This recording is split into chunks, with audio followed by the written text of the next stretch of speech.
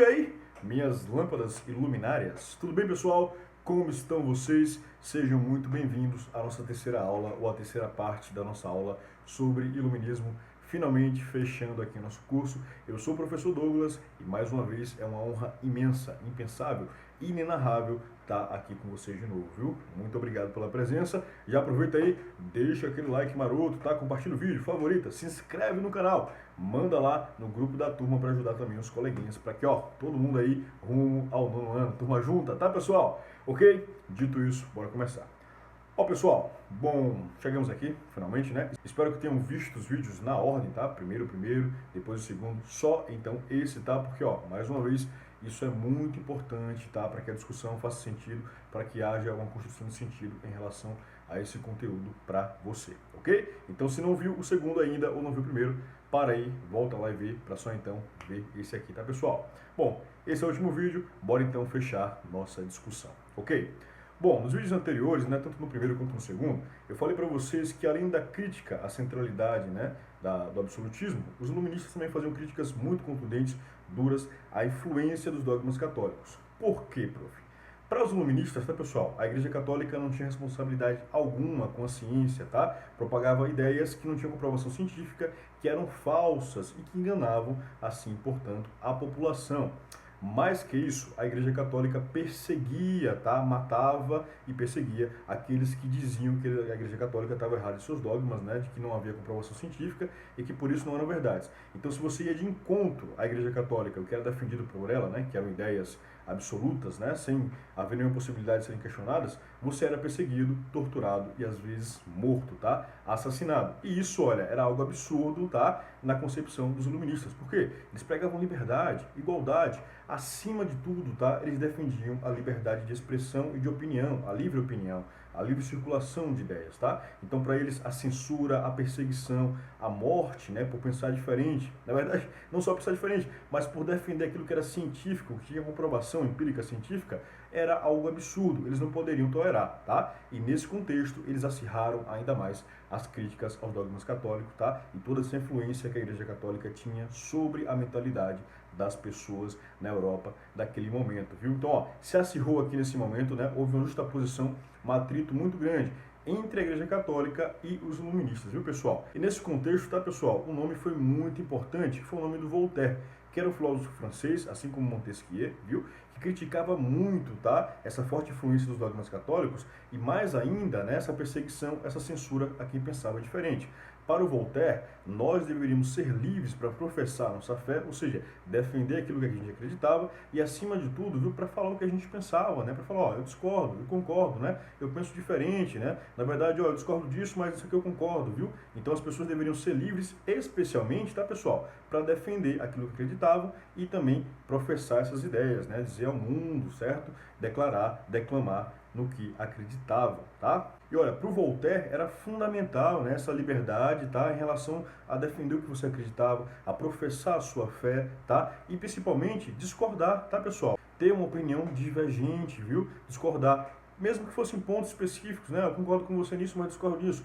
Para o Voltaire, né, e não só para o Voltaire, mas para os iluministas como um todo, tá, pessoal, em geral, todo esse movimento intelectual burguês, a liberdade de expressão e de opinião era algo fundamental, ok? E o mais curioso para pensar sobre Voltaire, né, sobre os iluministas que acompanharam ele nesse sentido, viu, é que eles não eram ateístas, né, não eram ateus, viu, pessoal? Eles sim, muitos acreditavam em Deus, né, inclusive na divindade católica, judaico-cristã, viu? Outros eram deístas, né, acreditavam em Deus, mas não um Deus cristão específico, tá? Mas a crítica deles, tá, era esses dogmas católicos que não tinham comprovação científica alguma, viu? Para eles, não necessariamente a ciência precisava anular a fé, tá? As duas poderiam dar juntas, tá, pessoal? No mesmo sentido, viu? O problema era como esses dogmas eram proferidos pela Igreja Católica e defendidos, né? E acima de tudo, viu? Ser perseguido, tá? Por pensar diferente, por dizer o que você pensa, era algo absurdo para essas pessoas. Então, sim, eles começaram a acentuar mais ainda as críticas à Igreja Católica, que, olha, era quem, né, de certa forma, controlava o imaginário, a mentalidade das pessoas naquele período, viu? Tinha uma forte influência, uma influência muito grande.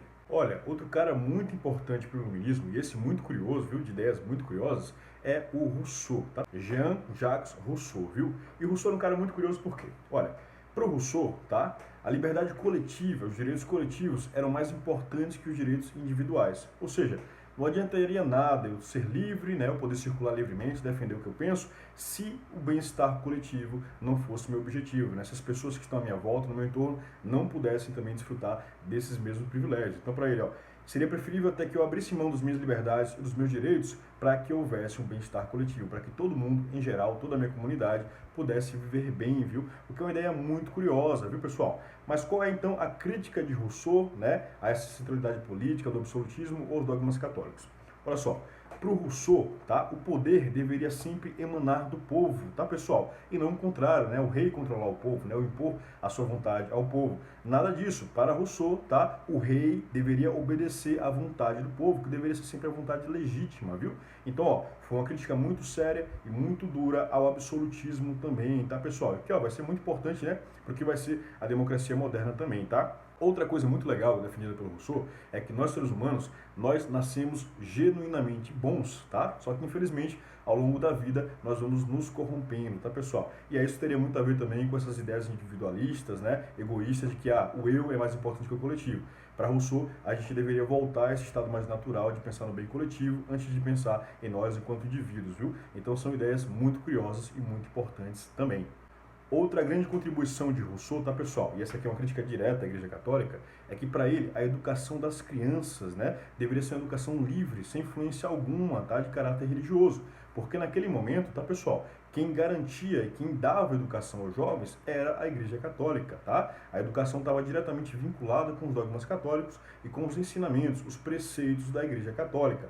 Para Rousseau, deveria haver uma dissociação, uma separação, viu? Então, a educação nada deveria ter a ver com a influência da igreja, com a influência católica, para que a educação fosse realmente livre, pegasse liberdade e autonomia, tá? E ó, quando você faz uma juventude crítica, né, moldada especialmente, né, pela ideia do pensamento racional, da lógica, bom, com toda certeza, essa juventude, quando adulta, vai buscar por liberdade.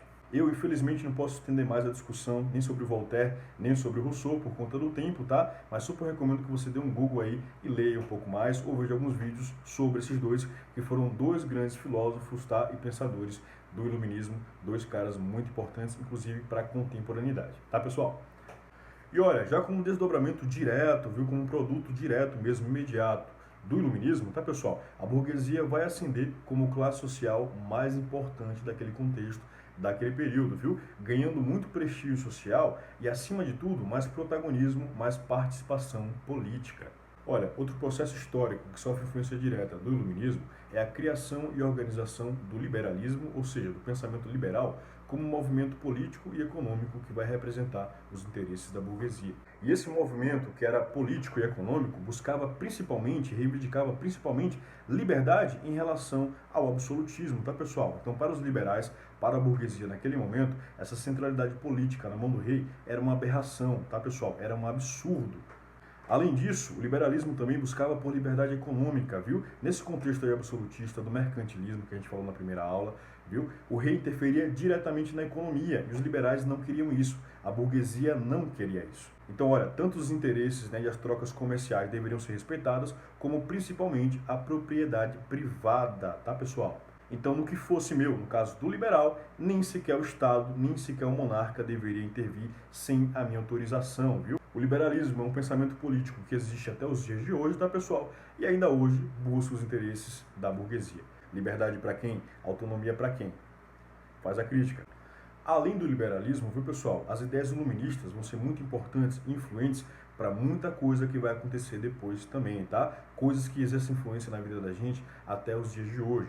Por exemplo, as grandes revoluções que vão acontecer depois, e todas essas revoluções vão carregar consigo os ideais do iluminismo de liberdade, igualdade e de pensamento crítico e racional.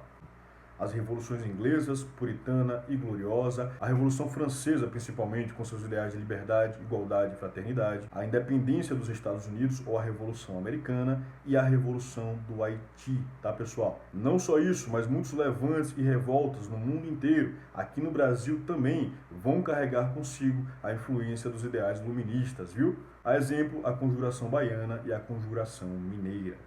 Então, olha só a grande influência, a grande importância, a grande relevância do iluminismo para a idade contemporânea. Devemos sempre fazer a crítica. Eles reivindicavam liberdade e igualdade para quem? tá, pessoal? Para a burguesia, para aquela elite burguesa. Mas não podemos negar a influência que o iluminismo tem no mundo contemporâneo, nas transformações que aconteceram no mundo. Sem sombra de dúvidas, mesmo com muitas limitações, é um movimento muito importante e muito relevante. Bom, para a gente fechar com chave de ouro, vamos lá. Na primeira aula, a gente viu sobre as influências, tá? E o contexto em que vai surgir o iluminismo, bem como quais eram os principais interesses, as principais reivindicações e as principais críticas. Na segunda aula, nós vimos que houve sim participação feminina e uma participação muito importante e também pensamos, tá, pessoal, em relação a como a Revolução Científica do século XVII influenciou as ideias iluministas. E aí, nomes muito importantes vão aparecer, como Galileu Galilei, René Descartes, Francis Bacon e Sir Isaac Newton. Vimos também, estudamos e compreendemos a teoria dos três poderes de Montesquieu, que divide o poder político do Estado em três poderes diferentes, porém autônomos, tá, pessoal? Independentes, os três com força igual. Poder executivo, poder legislativo e poder judiciário, tá? A configuração política é essa que é adotada nas grandes democracias modernas, né? Especialmente aqui no Ocidente, aqui no Brasil também. Aliás, nunca se falou tanto, né? Nunca se discutiu tanto sobre os três poderes como a gente está fazendo nesses últimos anos, especialmente nesses últimos meses. E fechamos a aula de hoje falando sobre Voltaire, Rousseau, sobre a grande influência do iluminismo para o movimento liberal, tá? Para o liberalismo. É com essa última discussão que eu deixo vocês e agradeço mais uma vez pela presença, tá? Pessoal, muito obrigado, espero ter compreendido, espero que tenha sido bacana, tá? Proveitoso para vocês também. Para mim foi um enorme prazer, uma grande honra, tá? Espero estar com vocês de novo em outro momento e nesta vez que seja presencial, depois de tudo isso que está acontecendo com a gente, viu? Muito obrigado mesmo. Aproveita aí, se não deixou ainda, deixa o like maroto e assista as outras aulas, porque tem muita coisa bacana aí também no canal, viu? É isso, pessoal. Muito obrigado. Um forte abraço.